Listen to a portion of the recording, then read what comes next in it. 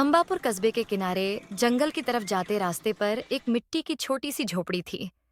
यही वीरू और उसकी पत्नी मीरा का घर था।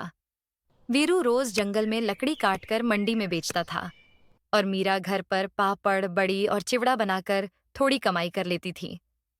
लेकिन दोनों की कमाई हमेशा जिंदगी की जरूरतों से कम ही पड़ती थी। एक शाम दोनों चूल्हे के पास बैठे थे। चूल्हे पर खिचड़ी उबल रही थी और घर में बस खामोशी थी। धीरे धीरे जलती लकड़ियों की छट छट आवाज उस खामोशी को थोड़ी गर्माहट दे रही थी। खिचड़ी की हल्की सी महक पूरे कमरे में फैल रही थी, सादा मगर सुकून देने वाली। दोनों के चेहरों पर दिन भर की थकान साफ दिख रही थी, पर आंखों में एक छोटी सी उम्मीद भी थी, जैसे इस सादे खाने के साथ कोई अच्छी खबर भी आ जाए। मीरा, आज लकड़ी बहुत सस्ती बिकी। पूरा दिन लगा दिया और बस थोड़े से ही पैसे आए। हाँ, मेरे पापड़ भी आज कम बिके वीरू। लोग शायद त्योहार के बाद कम खरीद रहे हैं। उस चुप्पी में वो दर्द था जो रोज की मेहनत के बाद भी पेट भर न पाने से होता था। कुछ देर बाद मीरा ने चूल्हे की ओर देखते देखते कहा, वीरू, लोग मेरे हाथ की चीजें पसंद करते हैं। अगर मैं खाना बनाऊं तो शायद लोग खरीद सकते हैं। और चौपाल पे सुबह मजदूरों को ढंग का नाश्ता मिलता ही नहीं। क्यों ना हम एक छोटा सा ठेला लगा लें? मीरा चौंक गई। लेकिन वीरू, ठेला ऐसा कहाँ से आएगा? अपने पास पैसे कहाँ है? पैसा उनके हर सपने को शुरुआत से पहले ही रोक देता था। वीरू ने सोचा, फिर बोला, मैं चाचा बुधन से बात करता हूँ, शायद उधार दे दे।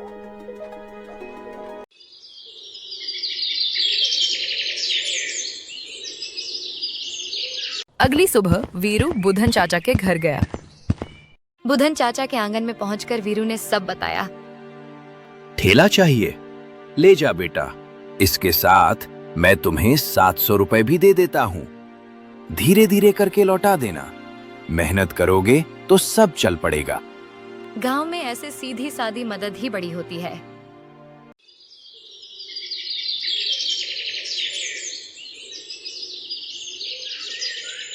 अगली सुबह मीरा ने पोहा बनाया, आलू उबाले, चिवड़ा तला और चाय तैयार की। वीरू ने पुराना ठेला ठीक किया और बरगद के पेड़ के नीचे लगा दिया। पहला ग्राहक आया, रामलाल काका। अरे भाई, क्या बन रहा है? खुशबू तो बढ़िया है। गरम पोहा है काका, लगा दूं? वीरू ने चाचा को पोहा दिए। ठाकुर ने खाया और कहा, नाम क्या है ठेले का? अभी रखा नहीं काका। तो कविराज नाश्ता ठेला रख दो, ये नाम अच्छा लगता है।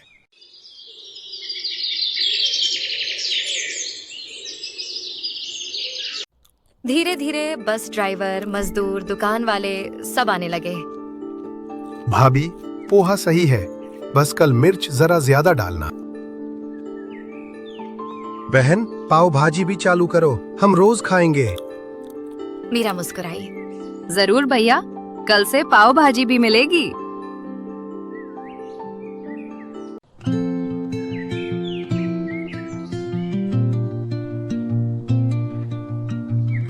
और तीसरे दिन जब वीरू ने पैसे गिने, मीरा, 335 रुपए हुए।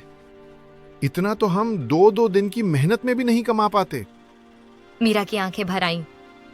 वीरू, लगता है हमारी मेहनत रंग ला रही है।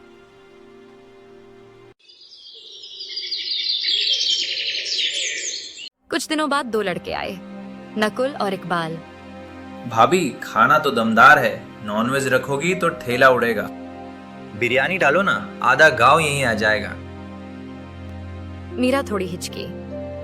अगर रखूंगी तो साफ सफाई पूरी रखूंगी और शाकाहारी में कुछ भी मिक्स नहीं होगा। एक बार ट्रायल करके देखते हैं।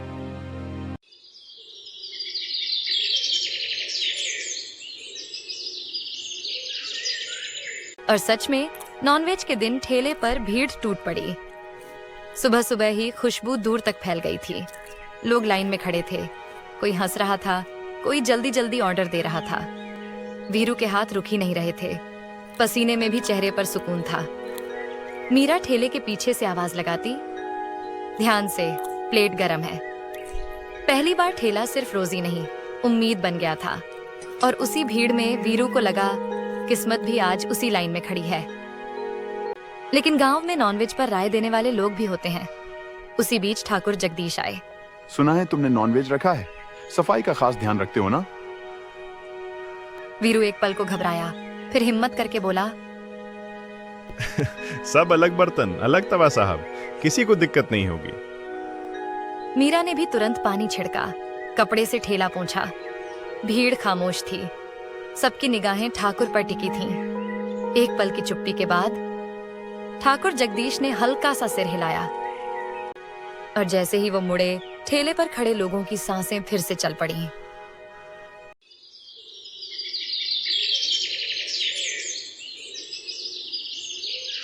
ठाकुर की एक हाँ काफी थी।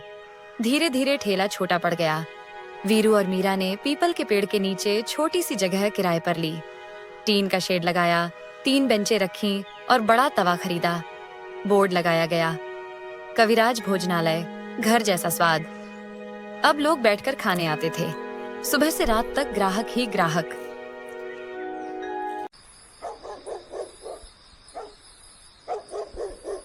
वीरू, हमने लकड़ी और पापड़ से शुरू किया था।